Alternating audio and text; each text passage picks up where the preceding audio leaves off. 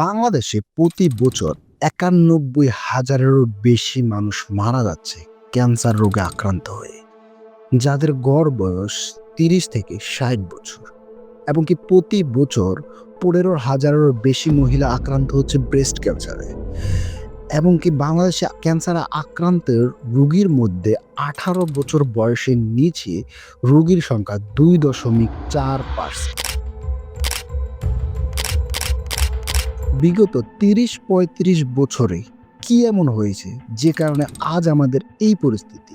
বিগত ৩০-৩৫ বছর আগে তো আমাদের এই পরিস্থিতি ছিল না। এখন হসপিটালগুলোতে গেলে দেখা যায় ডাক্তারের চেম্বারের সামনে সারি, সারি মানুষ বসে আছে শুধু ডাক্তারের সাথে দেখা করার জন্য। তাদের মধ্যে বেশিরভাগই হচ্ছে যে গ্রামে বসবাস করে। তারা সাধারণত লিভার, কিডনি এবং কি ব্রেইন ক্যান্সারের মতো রোগ নিয়ে ডাক্তারের কাছে আসছে প্রতিনিয়ত। এই ভিডিওর মাধ্যমে আমি জানানোর চেষ্টা করব কি কারণে আমাদের এই পরিস্থিতি হলো, কারা সবচেয়ে বেশি আক্রান্ত হচ্ছে এবং এই সমস্যা থেকে আমরা কিভাবে বের হয়ে আসতে পারি। একটি গাড়ির ইঞ্জিন ভালো থাকবে কি থাকবে না তা নির্ভর করে ড্রাইভার কিভাবে গাড়িটিকে চালাচ্ছে এবং কি ধরনের জ্বালানি তাকে দেওয়া হচ্ছে। এই গাড়ির ইঞ্জিনের সাথে যদি আমাদের শরীরকে তুলনা করি, তাহলে আমরা আমাদের শরীরকে কিভাবে চালাচ্ছি তার উপর নির্ভর করবে আমরা ভালো থাকবো কি থাকবো না। কি ধরনের খাবার দিচ্ছি তার উপর নির্ভর করবে আমরা ভালো থাকবো কি থাকবো না। আমাদের বেঁচে থাকতে হলে খাবার খেতেই হবে। খাবার একমাত্র উপায় যার মাধ্যমে আমরা আমাদের শরীরের সকল পুষ্টি চাহিদা পূরণ করতে পারি। খাবার হলো আমাদের শরীরের জ্বালানি। আমরা ভালো থাকবো কি থাকবো না, আমরা সুস্থ থাকবো কি থাকবো না, তো সম্পূর্ণটা নির্ভর করে আমাদের খাবারের উপর। শুধু যে আমাদের সুস্থ থাকা নির্ভর করে তা কিন্তু নয়, আমাদের ভবিষ্যৎ প্রজন্মের সুস্থ থাকা নির্ভর করে কিন্তু আমাদের এই খাবারের উপর, আমাদের খাদ্যাভ্যাসের উপর। বর্তমানে যে নবজাতক শিশু সুস্থভাবে জন্ম নিচ্ছে না বা জন্ম হওয়ার পর অসুস্থ হয়ে যাচ্ছে, এটার কারণে কিন্তু আমাদের এই খাদ্যাভ্যাস। International centre of diarrhoea disease research Bangladesh ICDDRB তাদের একটি গবেষণায় উঠে এসেছে আমাদের দেশে NICU-তে থাকা নবজাতক শিশুদের মধ্যে ৮১% বাচ্চার শরীরে আছে অ্যান্টিবায়োটিক রেজিস্ট্যান্ট। তাদের যদি কোনো রোগ বালাই হয় তাদেরকে হাই ডোজের অ্যান্টিবায়োটিক দিতে হয়, যা তাদের ব্রেন ডেভেলপমেন্টে মারাত্মক। তাহলে কিভাবে এত ছোট বাচ্চাদের শরীরে অ্যান্টিবায়োটিক রেজিস্ট্যান্ট তৈরি হচ্ছে? গর্ভকালীন সময় মায়েরা যা খাবে তার প্রভাব তার বাচ্চার উপর পড়বে। গর্ভকালীন সময়ে আমাদের দেশের মায়েরা প্রচুর পরিমাণে কেমিক্যালযুক্ত খাবার খাচ্ছে, যা তার শরীর ও স্বাস্থ্য ক্ষতি করছে, ঠিক তেমনই বাচ্চার স্বাস্থ্য ক্ষতিগ্রস্ত করছে। প্রভাব ফেলছে বাচ্চার স্বাভাবিক গ্রোথে।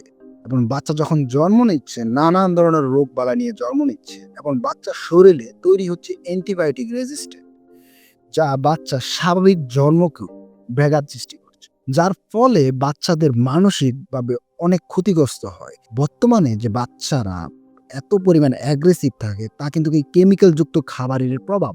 আপনার কি জানা আছে আমাদের খাবারে কিভাবে এই কেমিক্যালগুলো যুক্ত হচ্ছে এবং কি পরিমাণে এই কেমিক্যালগুলো যুক্ত হচ্ছে?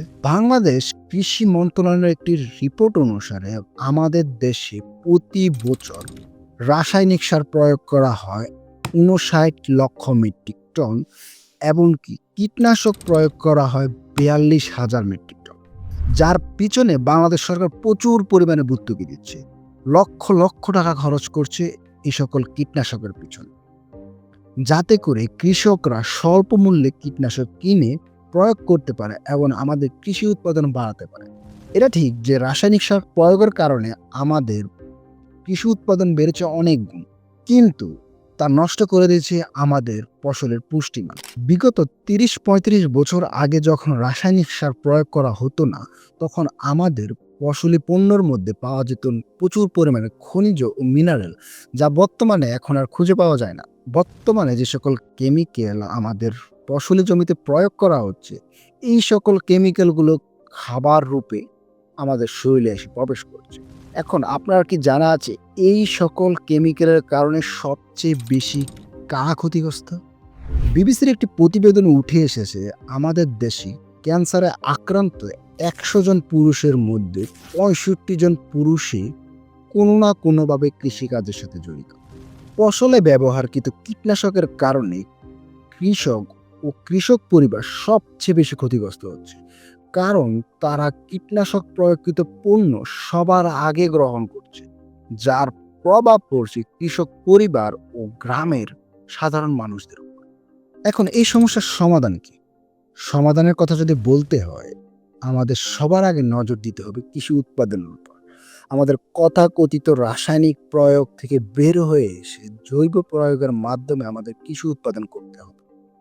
আমাদের গবেষণা বাড়াতে হবে কিভাবে জৈব প্রয়োগের মাধ্যমে কৃষি উৎপাদন বাড়ানো যায়, কিভাবে জৈব বালাইনাশক তৈরি করা যায়। সরকারকে ভর্তুকি কমাতে হবে রাসায়নিক সারে এবং ভর্তুকি বাড়াতে হবে জৈব সার ও জৈব প্রয়োগে। এবং সর্বশেষ আমরা যারা সাধারণ ভোক্তা আছি, আমাদের সবারই সচেতন হতে হবে নিরাপদ খাবার উৎপাদন ও খাবার গ্রহণের।